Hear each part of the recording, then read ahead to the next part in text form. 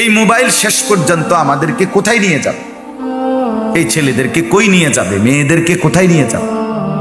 আহা, কত লক্ষ পরিবারের সবকিছু এলোমেলো হয়ে আছে। স্ত্রী উল্টা চলে, স্বামী উল্টা চলে, মেয়ে উল্টা চলে, ছেলেটা উল্টা চলে।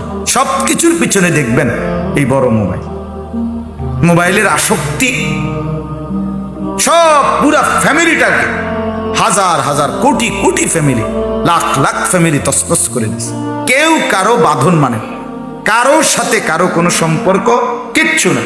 ফোলা ফোলার মতো, মাইয়া মাইয়ার মতো, বাপ বাপের মতো, বেড়ি বেড়ির মতো। বেড়ি ওই এ ঘরের হে ঘরের বেড়িতে লগে আড্ডা দেয়, এবড়া গিয়া সাদোয়ানে আড্ডা দেয়, পোলা ফাইনে পোলায়নের সমবয়সীদের সাথে আড্ডা দেয়, মেয়ে মেয়ের সমবয়সীদের সাথে আড্ডা দেয়। সবাই আলাদা আলাদা আলাদা।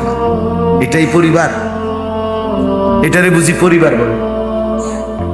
আল্লাহ তাআলা মা বাবা ছেলে মেয়ে এই বন্ধন এই জন্য দিছেন যে যার যে মতো চলবে।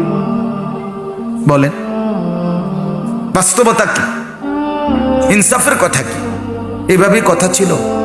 বাপের চুল একরকম, ফুতের চুল আরেক রকম, মার বোরকা একরকম, জির বোরকা আরেক রকম, শাশুড়ির বোরকা একরকম, ফুতের বউয়ের বোরকা আরেক রকম।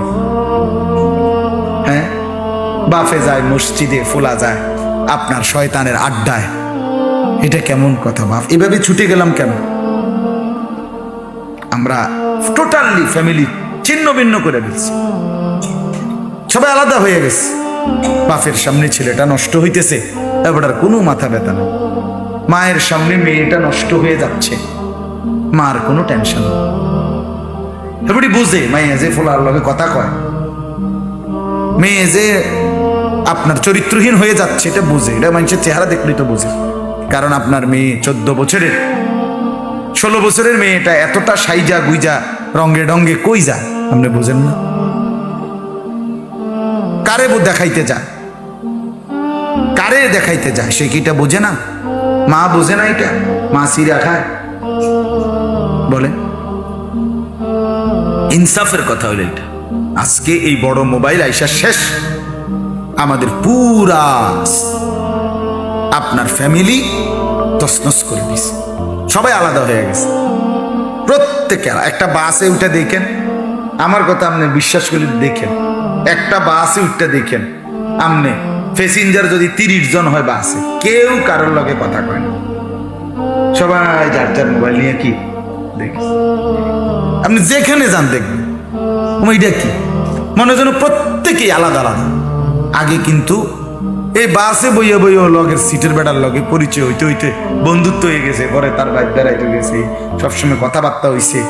মানে মানুষে জিগাইতো আপনি বাড়ি কই, হ্যাঁ কি করেন, তারপরে কোত্থেকে আসছেন, এভাবে পরিচয় করত। এখন আর করেন একদম না। আপনার ফেসাব করতেছে, আমি দেখছি ফিলিং স্টেশনে যেখানে গ্যাস লয় তেল লয়, ওইখানের ফেসাবখানায় হেইতে ফেসাব করেন খারাইয়া মুতে, এইখানেও ফেসাব করে নিচে দিয়া ইন্ডিয়া মোবাইলটা হাতে টিপতেছে। আর কি পরিমাণ অপদার্থ! তুমি আসো জুয়েল, মানে দুঃখে বলেন না, মানে হাইওয়ান কি এরকম হাইওয়ান হয়?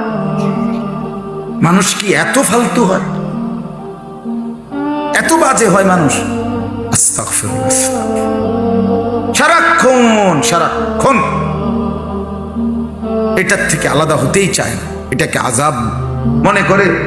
মোবাইল থেকে 1 মিনিট যদি আমি আলাদা থাকি আমি মরে যাব, আমার জীবনের কোনো আর আনন্দ থাকলো না। ছেলেরা বাপ একদিন আফসোস করতে হবে যে জীবনের কোনো নিয়ম নাই, শৃঙ্খলা নাই। মনে রাখেন এই জীবনের শেষ পর্যন্ত শান্তি নেই, এটাই বাস্তবতা। একদিন না একদিন হতাশায় ভুগতে হবে, আফসোস করতেই হবে, আজ কিংবা কাল করতেই হবে, কোনো সন্দেহ নেই। দেখবেন দেখতে দেখতে অসংখ্য ছেলেপেলের জীবন নষ্ট হয়ে গেছে, কোনো না কোনো দুষ্ট মানুষের খপ্পরে পড়ে, অসৎ বন্ধুর খপ্পরে পড়ে বরবাদ হয়ে গেছে। হয় মদে আসক্ত, নয় জুয়াতে আসক্ত, নয় কোনো মেয়ের প্রেমে ফান্দে আটকায় পড়ছে, আর নাই তো আড্ডা দিতেছে, খেলতামাশা করতেছে, ঘুরতেছে, টাকা চুরি করতেছে, চুরি করে বাটপারি করে নিয়া নিয়া বন্ধু বান্ধবের আড্ডায় হাজার হাজার টাকা শেষ করে।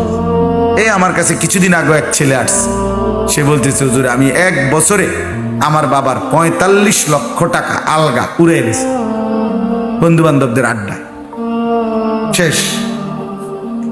এক ছেলে আমার কাছে আসছে উত্তরবঙ্গের ওদিক থেকে, আইসা বলতেছে হুজুর আমি আপনার বাবার এই ফার্নিচারের দোকান, কাঠের এই ফার্নিচারের দোকানের বাবার পুঁজি 2.5 লাখ 3 লাখ টাকা সবটা আমি গোপনে নিয়ে জুয়া খেললা শেষ করে গেছি। এখন আমার আব্বা আমারে বাড়ির থেকে বের করে দিছে, আমার আর কোনো কুল কিনারা নাই, আমি কি করব বলে? অর্থাৎ তুই নিজেও বরবাদ হইলি, তোর বাপের পুঁজি শেষ করে বাপেরও পথে বসাই দিলি।